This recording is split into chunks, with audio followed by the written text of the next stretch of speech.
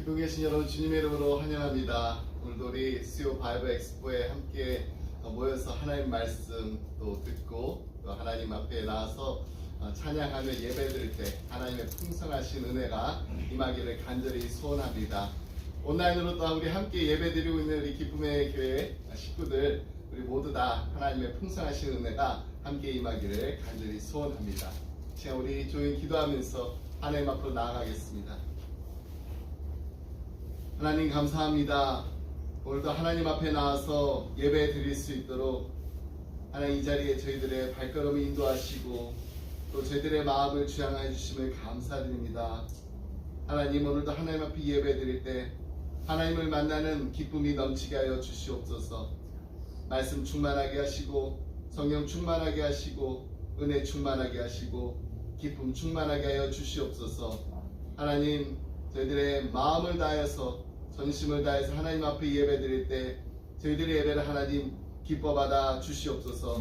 오늘도 하나님께서 들려주시는 말씀을 통하여서 하나님의 음성을 듣게 하시고 하나님의 거룩하신 뜻을 분별할 수 있는 하나님의 귀한 자녀들 다 되게 하여 주옵소서.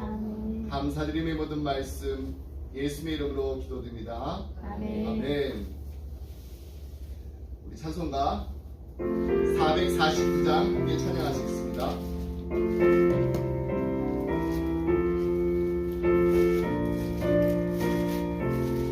449장 예수 따라가며 예수 따라가며 복음 순종하며 우리 행할 길 하나겠네. 주를 의지하며 순종하는 자를 주가 늘 함께 하시리라. 의지하고 순종하는 길은 예수 안에 즐겁고 복된 길이로다. 배를 당하거나 우리 고생할 때 주가 위로해 주시겠네. 주를 의지하며 순종하는 자를 주가 위해 주시리라. 의지하고 순종하는 길은 예수 안에 즐겁고 복된 길이로다.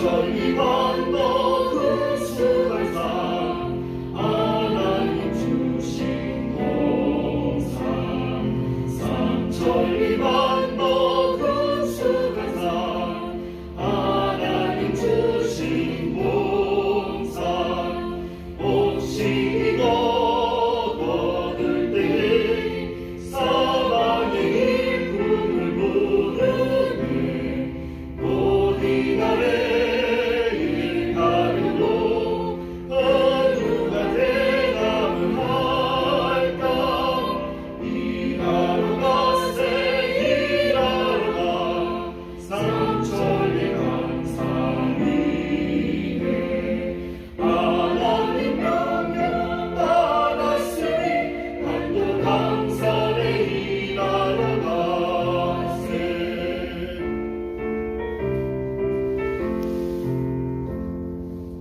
아멘. 네, 함께 나눈 말씀은 사도행전 4장 1절로 12절 말씀 우리 함께 말씀 보겠습니다. 사도행전 4장 1절로 12절 말씀 우리 말씀 한 절씩 교독하겠습니다.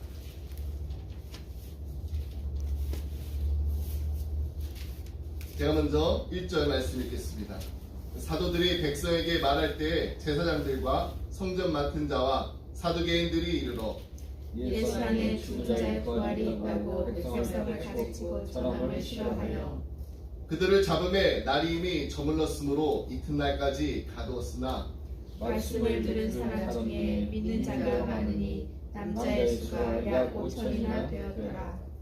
이튿날 관리들과 장로들과 서기관들이 예루살렘에 모였는데 대제사장 안나스와 가야바와 요한과 알렉산더와 및 대제사장의 문중이 다 참여하여 사도들을 가운데 세우고 묻되 너희가 무슨 권세와 누구의 이름으로 이 일을 행하였느냐. 이에 베드로가 성령이 충만하여 이르되 백성의 관리들과 장로들아 만일 병자에게 행한 착한 일에 대하여 이 사람이 어떻게 구원을 받았느냐고 오늘 우리에게 질문한다면 너희와 모든 이스라엘 백성들은 알라. 너희가 십자가에 못 박고 하나님이 죽은 자 가운데서 살아나신 나사렛 예수 그리스도의 이름으로 이 사람이 건강하게 되어 너희 앞에 섰느니라. 예수는 너희 건축자들의 버림돌로서 진 모퉁이의 머릿돌이 되었느니라. 다른 이로서는 구원을 받을 수 없나니 사람 중에 구원을 받을 만한 다른 이름을 우리에게 주신 일이 없음이라 하였더라. 아멘. 네, 우리 지난주에 성전 미문에서 구걸하던 태어날 때부터 걸을 수 없었던 이 한 남자가 베드로를 만나서 놀라운 이적이 일어났습니다. 그는 걸었고요, 뛰었고요, 또 성전에 안으로 들어가서 하나님을 찬양했습니다. 많은 사람들이 그를 보게 됐고요. 또 이 놀라운 이적에 관련하여서 베드로와 요한이 가만히 있을 수 없었습니다. 솔로몬의 행각에서 이제 설교를 시작합니다. 여러분, 솔로몬의 행각이 어디에 있는지 그림을 한번 보겠습니다.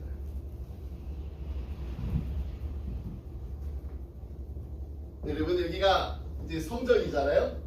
여기 이제 화살표 있는 데가 미문입니다.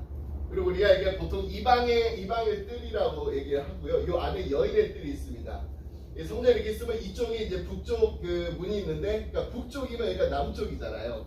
네. 자, 솔로몬의 행각은 동쪽에 있습니다. 그러면 어디가 동쪽일까요? 바로 이 그림의 밑에, 네, 이쪽에.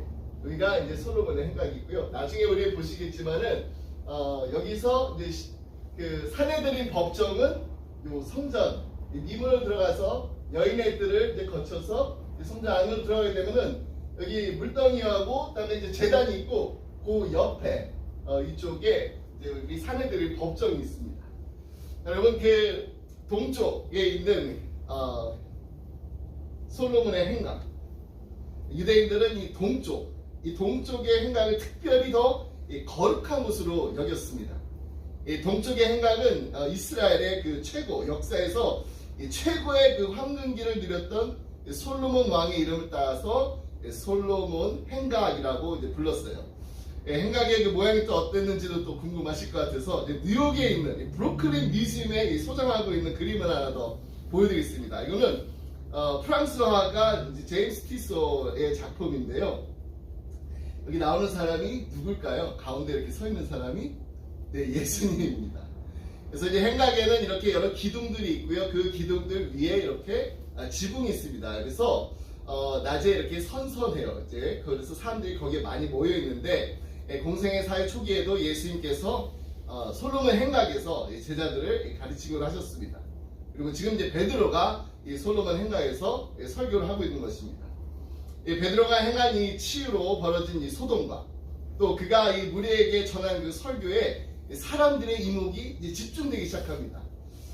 집중이 되니까 여기에 대해서 좀 불편한 마음을 가지고 있는 이 세 집단을 대표하는 사람들이 다가옵니다.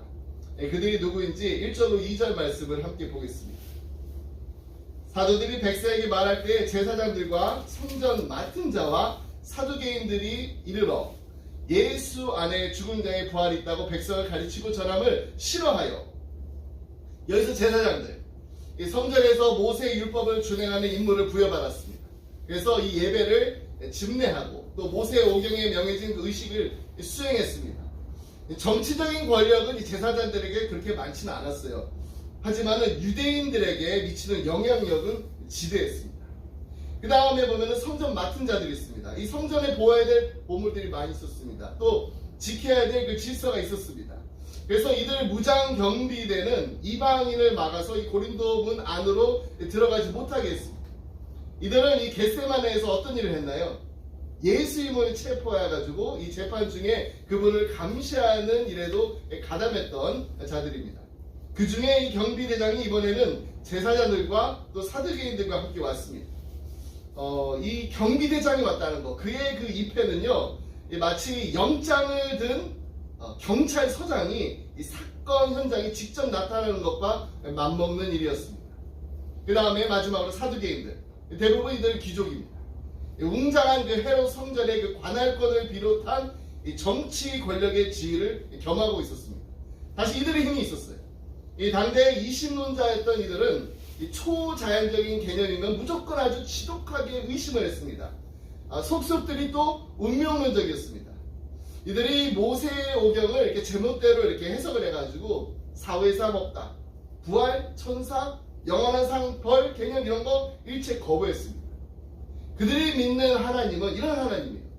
인간의 운명을 각자에게 그냥 맡겨준 채 아득히 이렇게 동떨어져 있는 존재입니다. 일종의 그 불간섭 정책을 쓰는 하나님이에요. 그러니까 인간의 모든 일들을 간섭하지 않는다는 거예요. 각자의 그 자유에 따라서 하라는 거예요. 하나님께서 인간사에 관여하시지 않기 때문에 어떤 일이 벌어지나요? 인간이 책임을 져야 됩니다.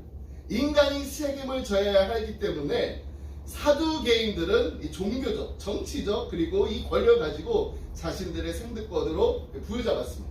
그래서 온갖 이 신학적인 그 정당화를 동원해가지고 인간 세계에서, 하나님은 터치 안 하시잖아요. 인간 세계에서 하나님의 그 최종 권력을 자신들이 행사했던 거예요. 이처럼 성전을 그렇게 사두개인들이 지배한 것 같긴 하지만은 그래봐야 그들은 로마의 손아귀에 있었던 것입니다. 이들 종교 당국자들이 베드로와 그 요한에게 문제 삼은 것이 이제 세 가지가 있습니다. 첫 번째는 자기들이 죽였던 이 사람의 그 추종 세력, 누굴 죽였나요? 자신들이 십자가에 못 박았던 예수의 제자들이 백성을 지금 가르치고 있다는 것입니다. 두 번째 문제 삼은 것은, 근데 이들이 누구의 이름으로 가르치고 있습니까? 네, 예수님의 이름으로 가르치고 있는데 무엇을 가르쳤나요? 세 번째입니다. 그것은 바로 이들이 예수님이 죽은 자 가운데서 부활하셨으며 그분을 믿는 사람들도 부활할 수 있다는 것, 이 세 가지에 대해서 문제를 삼았습니다. 그래서 이 베드로와 요한을 붙잡아가지고 신문할 참이었는데 마침 이제 날이 거의 저물었습니다. 야간에는 재판할 수가 없습니다. 야간 재판은 그들의 법에 어긋나는 것입니다. 그렇기 때문에 그 다음 날로 미룰 수밖에 없었습니다. 물론 예수님을 재판할 때도 불법으로 밤했습니다. 하지만 이번에는 시간이 그들의 편이었어요. 그들은 하룻밤쯤 이렇게 옥에 갇혀 있으면 이 베드로와 요한 이 두 사도도 좀 주눅이 들어가지고 아침에 더 순순해지려니 이렇게 생각했던 것 같습니다. 베드로와 요한을 가둔 곳은요, 이 안토니아 요새로 보는 게 가장 논리적입니다. 성전에 인접한 이 수비대에서 유대와 로마 병력이 함께 성전 경내를 감시했습니다. 안토니아 요새가 또 어떻게 생겼는지 그리고 어디에 있는지도 또 궁금하실 것 같아가지고 제가 그림을 하나 더 준비했습니다. 가운데 있는 것이 뭐라 그랬죠? 성전입니다. 네, 성전이 오른쪽, 여러분 보시는 오른쪽이 북쪽이에요. 북쪽에 보면은 이게 코드에 보면은 타워같이 생긴 게 있죠. 그 옆에 이제 그림으로 크게 했는데 거기가 바로 안토니아 요새입니다. 예루살렘에 이보다 더 방비가 철저한 곳은 없었을 것입니다. 분명히 베드로와 요한 이 두 사도에게 있어서 몸으로는 아주 힘든 밤이었을 것입니다. 그러나 이튿날 아침에 이 사내들인 공회는 이들로부터 복음에 대한 아주 중요한 교훈을 듣게 됩니다. 메시지를 전하는 메신저는 가둘 수 있어도 메시지는 막을 수 없다, 억누를 수 없다라는 말이 있잖아요. 그처럼 베드로와 요한을 이 안토니아 요새에 가둘 수 있었지만, 메신저들을 이 안토니아 요새에 가둘 수 있었지만은 이들이 전하는 메시지, 복음은 막을 수가 없었습니다. 사실 이들 종교 지도자들은 죽은 자 가운데서 부활한 메시아에 관한 소문이 백성들 사이에 떠돌게 되면은 자신들의 그 부 그리고 권력 이것을 보장해주고 지탱해주던 이 현재의 그 지지 기반이 무너질까봐 두려웠던 것입니다. 그 지지 기반은 누군가요? 로마 정부입니다. 그래서 이에 대응하기 위해서 요한과 베드로를 급히 잡아들였던 것입니다. 로마인들이 개입하기 전에 이 소동을 가라앉히는 것이 그들에게 가장 큰 이익이 되었기 때문입니다. 바로 여기서 우리가 보면은 이 사도행전에 반복되는 그 수순을 볼 수가 있습니다. 박해는요, 하나님 나라를 멈춰 세우지 못합니다. 대부분의 경우 도리어 그 박해 때문에 하나님의 나라가 어떻게 되나요? 확장되는 것을 볼 수가 있습니다. 그러니까 박해와 하나님 나라의 확장과는 아주 밀접하게 연관되어 있습니다. 두 사도가 체포되었지만은 복음의 소명은 더 많은 사람들 안에 뿌리를 내리게 됩니다. 이 지점에서 누가는 사도행전에서 세 번째로 교회의 양적 성장을 기록하고 있습니다. 첫 번째는 어디서 기록했나요? 누가가 1장 15절에서 120명의 그 제자들을 언급합니다. 그리고 2장 41절에서 오순절에 믿는 자들의 수가 3,000명으로 늘었다라고 보고를 합니다. 그리고 오늘 본문에서 믿는 자들의 수가 대략 5,000명으로 불어났다고 기록하고 있습니다. 우리 4절 말씀을 함께 해보겠습니다. 말씀을 들은 사람 중에 믿는 자가 많으니 남자의 수가 약 5,000이나 되었더라. 믿는 자들의 수가 대략 5,000명이라는 이 언급은요, 여자들과 아이들도 하나님 나라에 합류했다는 것을 함의하고 있습니다. 따라서 일부 주석자들은 이 시점에서 믿는 자들의 수가 많으면은 10,000명, 또 그 이상이었을 거라고 추산하고 있습니다.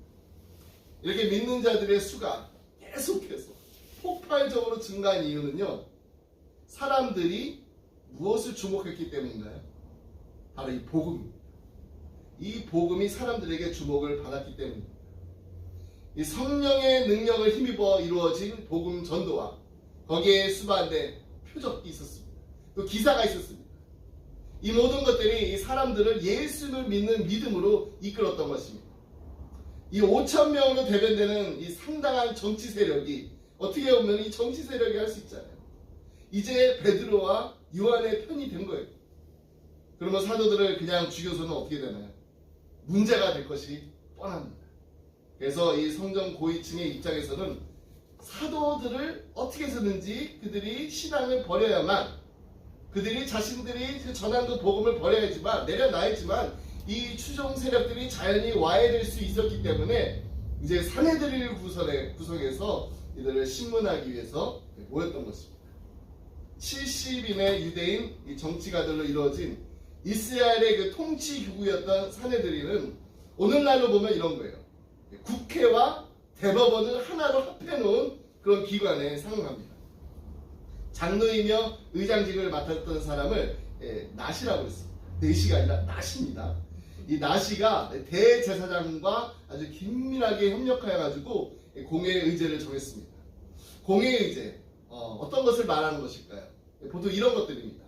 법을 제정하고 또 유대계의 또 공식 그 종교력을 또 확정짓고 또 국가의 그 또 중요한 정책을 또 결정하고 성전을 또 통제하고 또 중대 사건이 발생하게 되면 그걸 판결하는 일들 이런 것들이 다 의제에 포함되었습니다. 그래서 유대교 전승에 따르면 그 당시 나시는 아주 유명한 랍비였던 힐렐의 손자였던 가마리엘이었습니다. 가마리엘이라는 이름은 다들 들어보셨을 거예요. 가마리엘. 다소의 사울이라는 훗날 예수님을 다메섹 도상에서 만난 뒤에 사도가 된 바울의 스승이 바로 가마리엘입니다. 그래서 가마리엘 문화에서 배웠다고 했잖아요. 이들이 사례들이 이렇게 모였을 때 네 사람이 이제 재판에 동석합니다. 근데 사실 이들은요 웬만한 사건이 이렇게 일어나도 직접 이렇게 나오지 않는 인물들인데 오늘은 그 이름이 나와요. 그들의 이름 6절 말씀에 나와 있습니다. 대제사장 안나스와 가야바와 요한과 알렉산더와 및 대제사장의 문중이 다 참여하여. 이들 네 사람이 그 어떤 사람이었는지 제가 아주 간략하게 한 사람 이렇게 소개해드릴게요. 첫 번째 안나스. 공식 대제사장은 가야바였습니다. 하지만은 세간의 인식으로는 그의 장인이었던 안나스가 성전을 지배했던 실세였습니다. 본래 이 구레뇨가 AD 6년에 안나스를 대제사장으로 임명했는데 나중에 AD 15년에 발라리우스 그라두스 총독이 그를 면직시켰어요. 그러니까 더 이상 대제사장이 아니에요. 근데 그래도 아직까지도 실세예요. 그럼에도 그는 예루살렘의 그 제도적 부패라는 이 거대한 제국의 수장으로 남아 있었습니다. 그래서 어떤 작가는 이렇게까지 썼다고 합니다. 안나스 일가의 착취와 탐욕은 유명했다. 직위에서 물러난 그는 이제 차례대로 자신의 아들 엘리에셀과 또 사위 가야바를 통해서 계속해서 권력을 휘둘렀습니다. 안나스의 꼭 맞는 이미지를 이렇게 떠올려 본다면은 여러분 그 혹시 갓파더라는 그 데브라는 영화 보셨나요? 예. 그들이 속한 이 종교 집단의 갓파더 데브라고 생각하시면 됩니다. 두 번째 나오는 인물은 가야바입니다. 가야바가 누구라고 했나요? 예. 안나스의 사위입니다.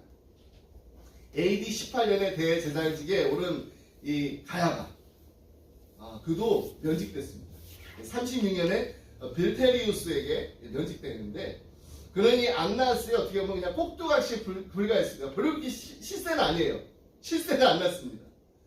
그런데 이 가야바도 이 아주 중요한 걸 한 게 있어요. 그게 뭐냐면 예수님을 죽이자는 발상은 가야바에게서 나왔습니다. 예수님으로 인해서 야기된 이 정치적 딜레마를 그는 이제 그렇게 해결하려고 했습니다. 평소에 이렇게 대제사장들 신문에 참석하지 않습니다. 그냥 사내드렌에게 행정을 맡았던 그 사내드렌의 의장인 그 나시에게 모든 걸 다 일임했어요. 그런데 이번에 베드로와 요한을 이제 신문할 때는 이 제사장들이 나옵니다.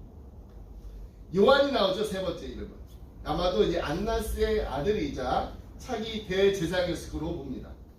다른 이 세 형제와 이 안나스의 손자와 더불어서 그 직위를 차지할 제목으로 훈련되는 것으로 보입니다. 마지막 알렉산더. 아들이나 손자는 아닙니다. 안나스하고 어떤 이렇게 혈연 관계는 아닌데 관련된 인물입니다.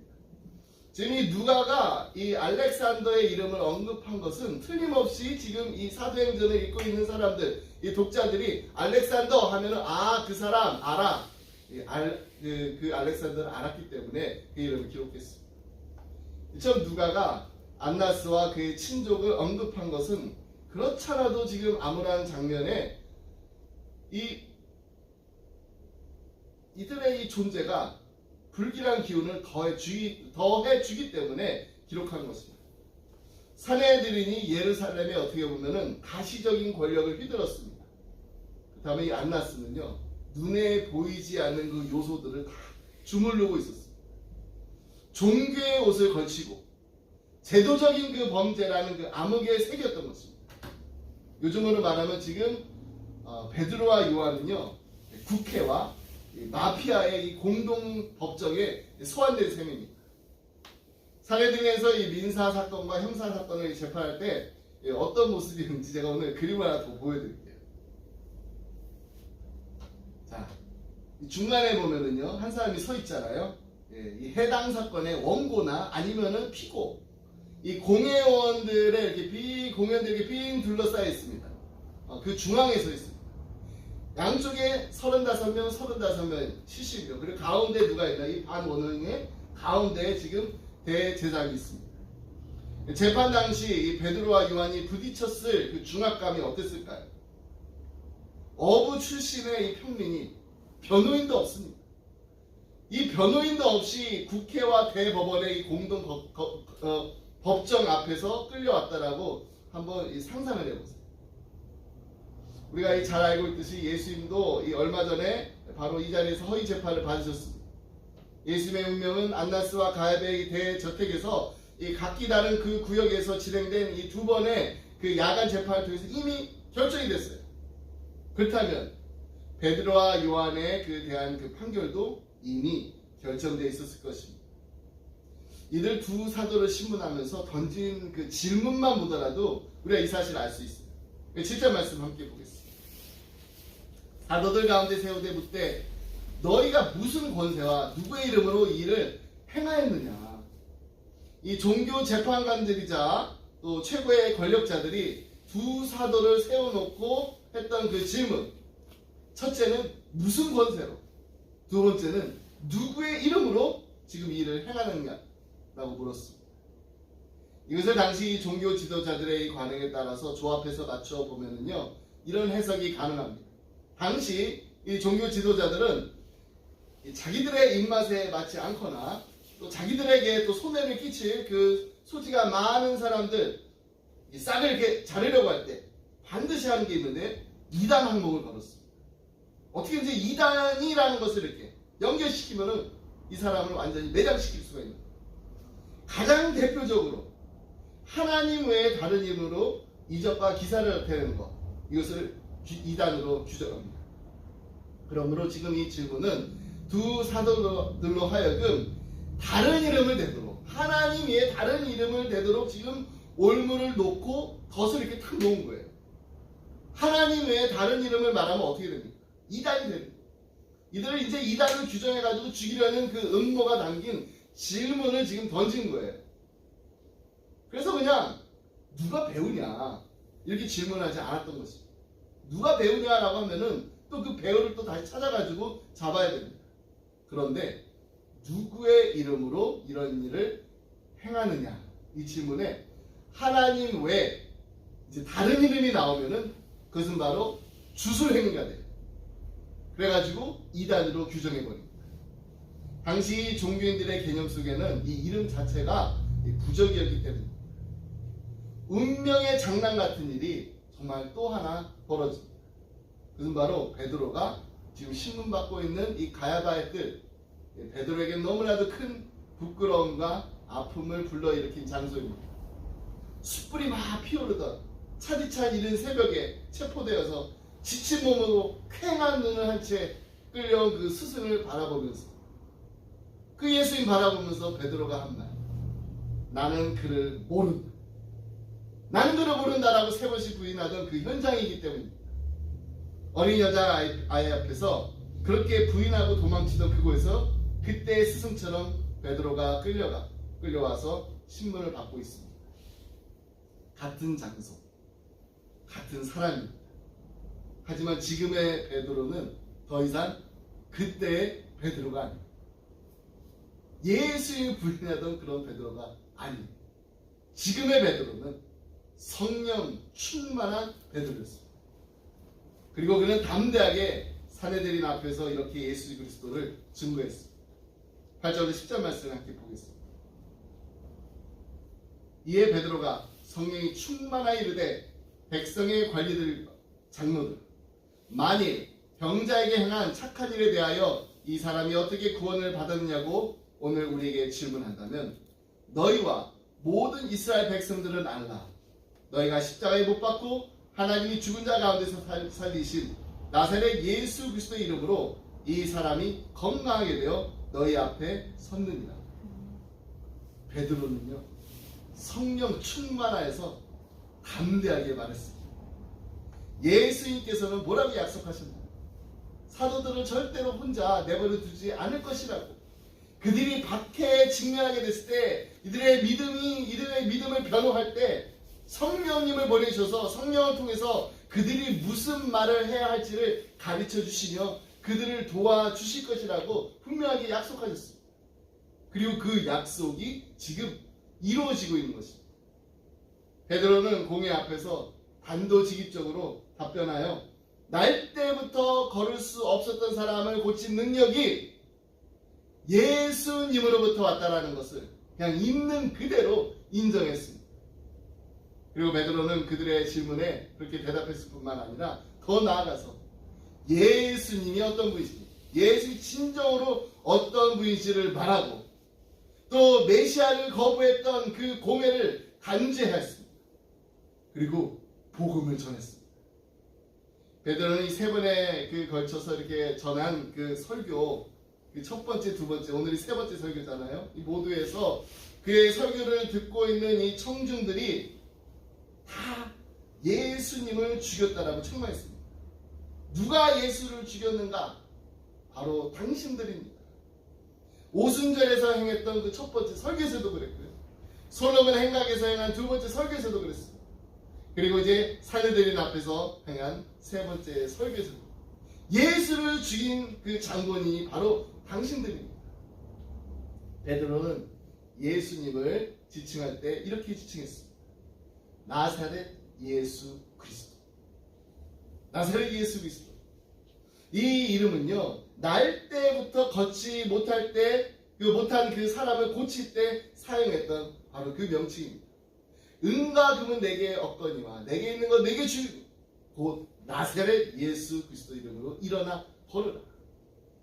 베드로는 지금 일반 백성의 그 무리가 아니라 예수님을 십자가에 못 박는데 앞장섰던 좀 더 직접적인 책임이 있었던 사람들 향해서 이 말을 하고 있는 것입니다.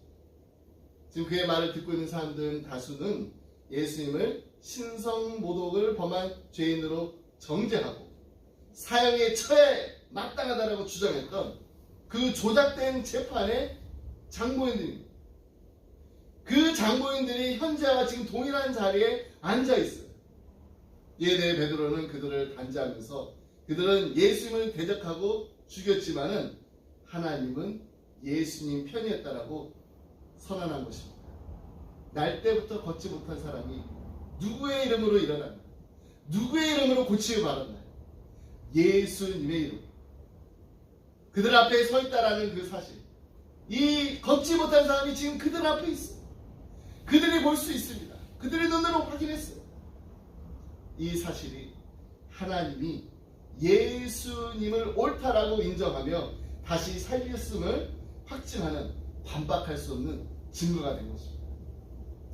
웬만한 사람이면요, 사내들인 의회에서 이렇게 피고로 소환됐을 경우에 어땠을까요? 그 분위기, 그 권위에 앞서서 주눅이 들고 말았을 것입니다. 그러나 베드로는 주저없이 너희가 못 박아 죽였으나 하나님이 다시 살리신 예수 그리스도의 이름으로 이 모든 일이 일어났음을 아주 당당하게 밝혔던 것입니다. 그리고 다음과 같이 그의 답변을 끝맺었습니다. 11절로 12절 말씀입니다. 이 예수는 너희 건축자들의 버린 돌로서 집 모퉁이의 머릿돌이 되었느니라. 다른 이로서는 구원을 받을 수 없나니 천하 사람 중에 구원을 받을 만한 다른 이름을 우리에게 주신 일이 없음이라 하였더라. 베드로가 선포한 이 말씀의 배경은 이렇습니다. 지금부터 3000년 전 다윗이 골리앗을 격파하고 블레셋의 그 침공으로부터 이스라엘을 구했습니다. 하지만 다윗을 라이벌로 간주한 이 사울 왕의 칼날을 피해서 오랜 기간 동안 피신 생활을 해야만 했습니다. 그러나 이 다윗을 죽이려던 이 사울 왕은 죽고 도리어 다윗이 하나님에 의해서 왕위에 오르게 됩니다. 그때 다윗이 하나님을 찬양한 노래가 바로 시편 118편으로 알려져 있습니다. 그 중에 22절로 23절 내용은 다음과 같습니다. 건축자가 버린 돌이 집 모퉁이의 머릿돌이 되었다니 이는 여호와께서 행하신 것이요 우리 눈에 기이한 바로다. 여기서 건축자는 누군가요? 사울왕. 그리고 건축자가 버린 돌은 바로 다윗 자신을 가리키고 있는 것입니다. 사울왕은 자신을 이스라엘의 건축자로 여기고 있었습니다. 적어도 이스라엘 왕국의 건축에 관한 한 자신을 능가할 사람이 있을 수 없다라고 믿어 의심치 않았습니다. 그래서 주의 만류에도 불구하고 그는 반드시 다윗을 제거해야만 했습니다. 자기 왕국의 건축에 다윗은 불필요한 존재입니다. 해로운 인물로 간주했기 때문입니다. 그래서 다윗을 죽이기 위해서 3,000명의 특공대를 조직했습니다. 온 이스라엘을 샅샅이 뒤지고 찾아다녔습니다. 3권을 장악한 그 사울 왕이 다윗을 죽이기 위해서 그 정도로 집념을 불태웠다면 다윗의 죽음은요 사실 시간 문제였습니다. 그러나 사울 왕이 버린 다윗을 하나님께서 취하셔서 집 모퉁이의 그 머릿돌, 다시 말해서 이스라엘이라는 그 집의 주춧돌로 삼으셨던 것입니다. 사울 왕이 정말 수단과 방법을 가리지 않고 다윗을 죽이려는 그 상황 속에서 오직 하나님께서 하셨기에 가능한 일이었습니다.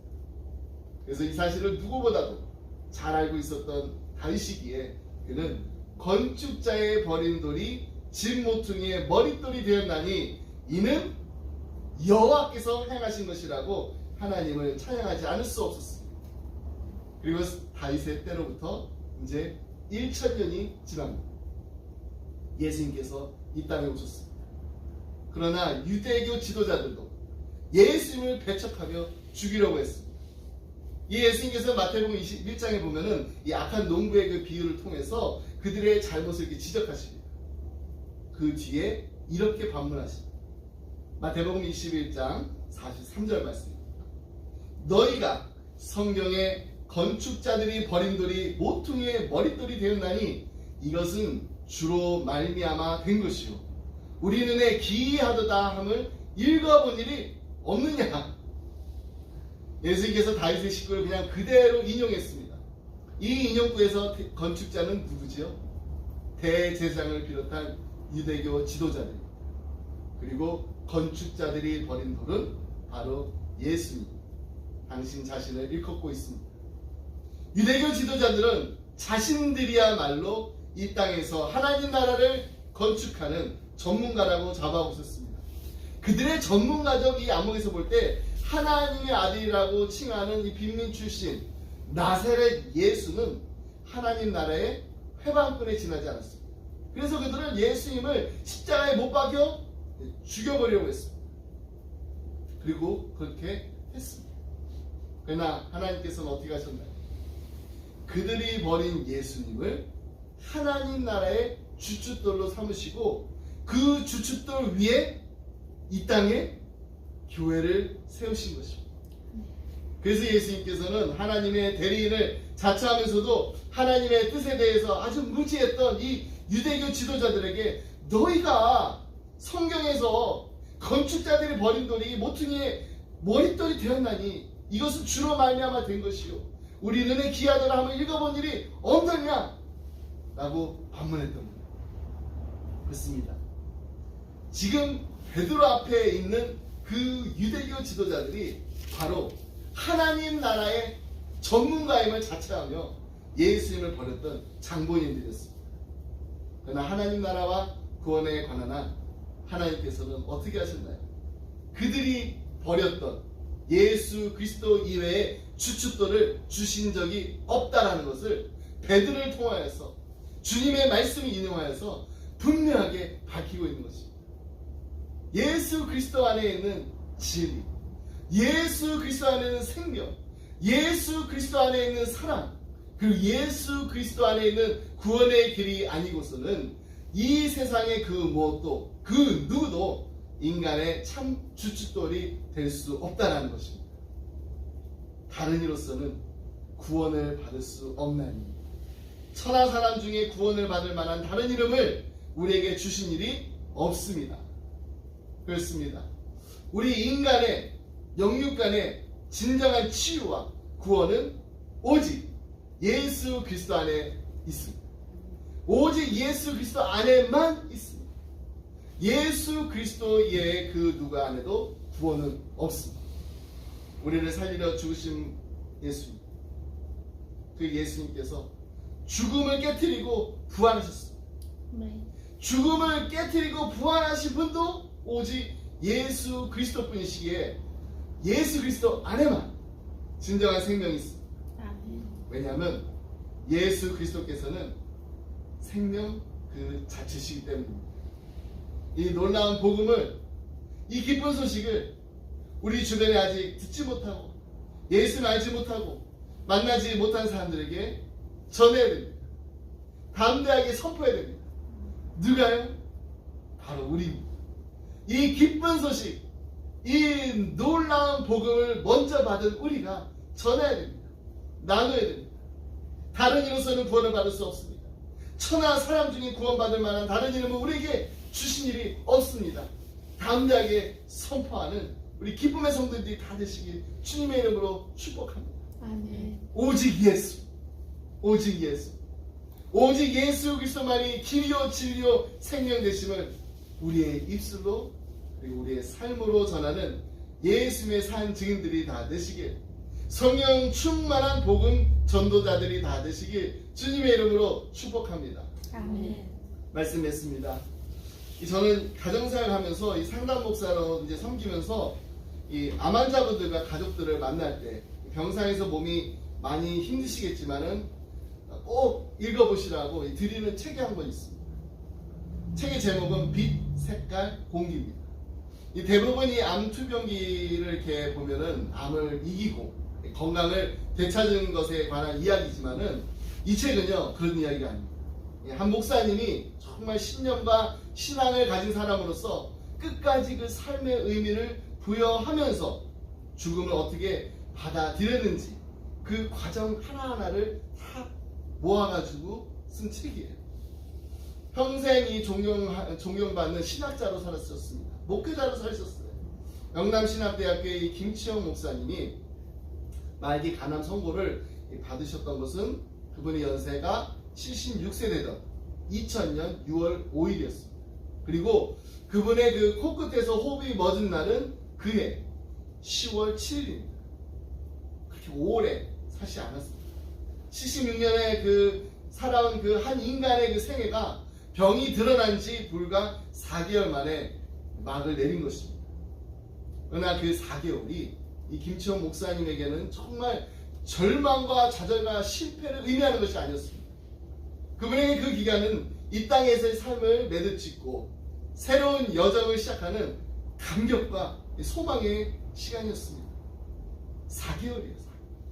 이 4개월 동안 이 목사님께서 가족들과 나눈 대화와 또 이 목사님이 죽음을 맞는 그 모습을 아들 김동건 그 교수님이 그걸 다 기록을 해가지고 남겨준 책이 바로 이 빛, 색깔, 공기라는 책입니다.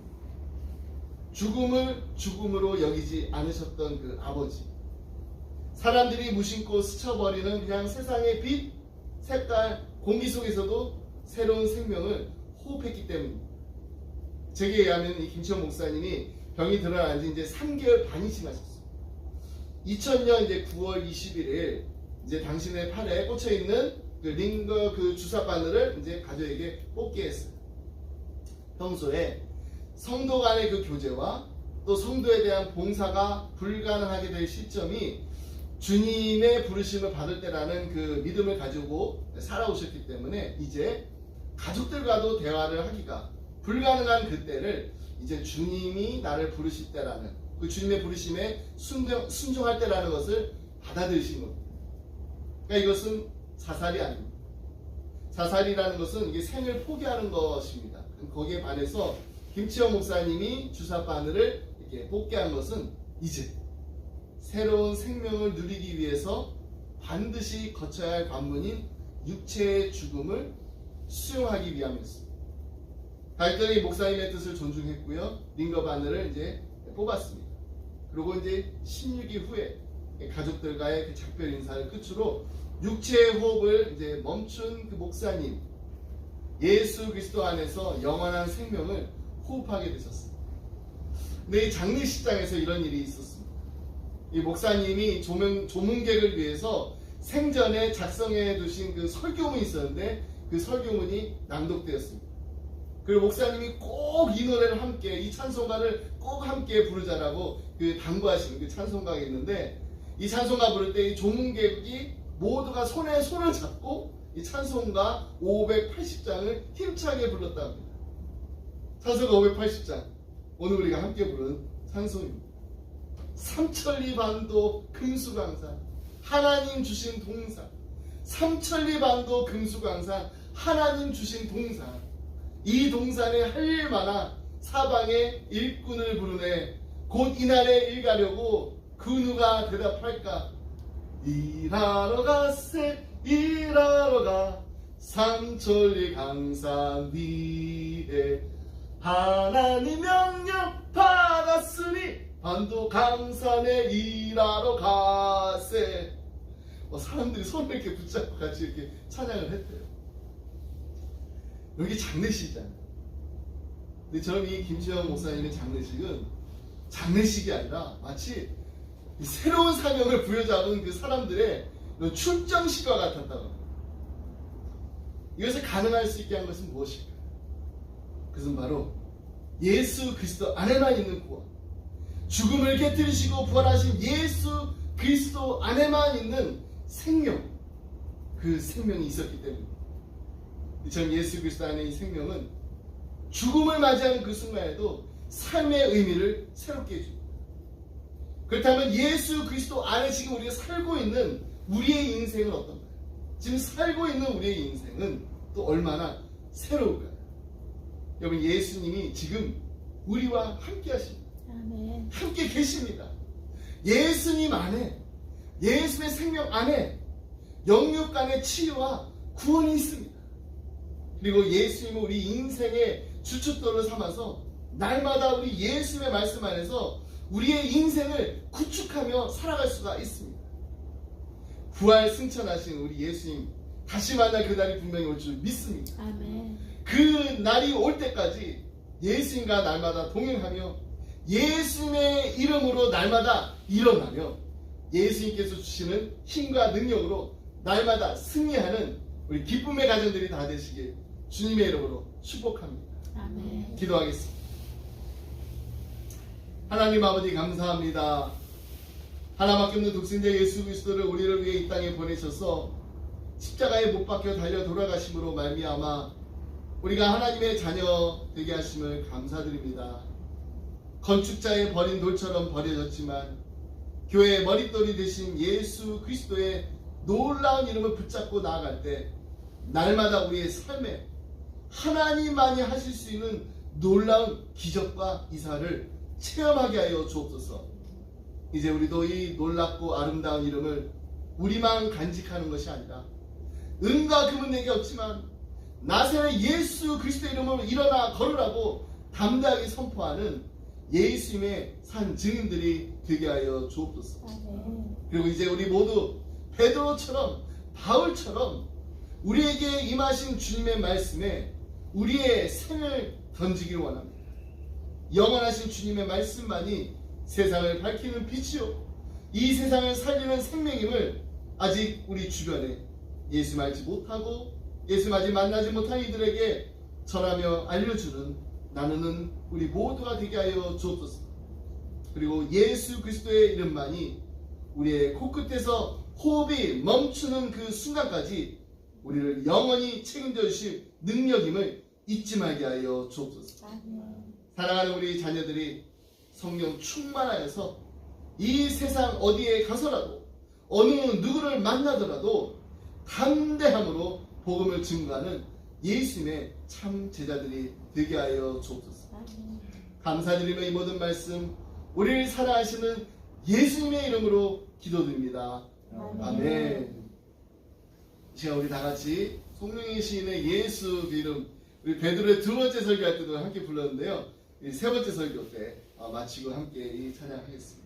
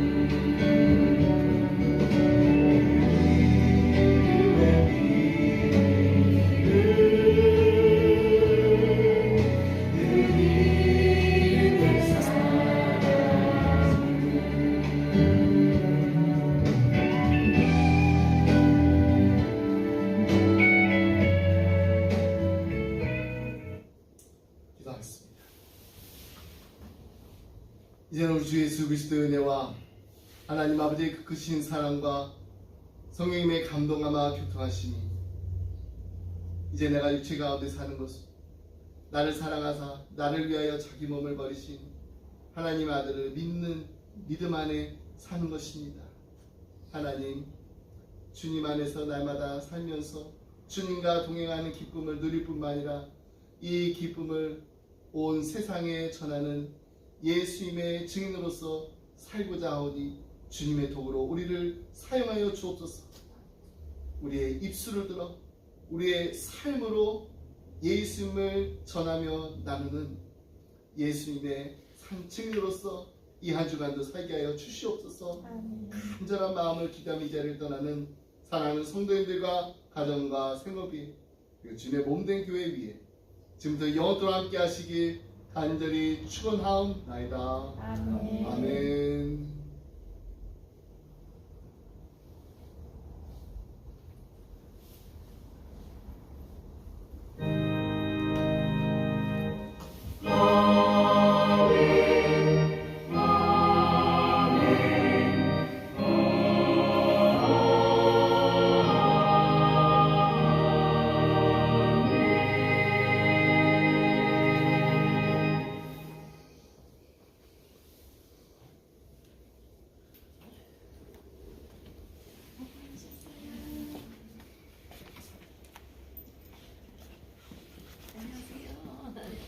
네, 안녕하세요. 네, 나오시고.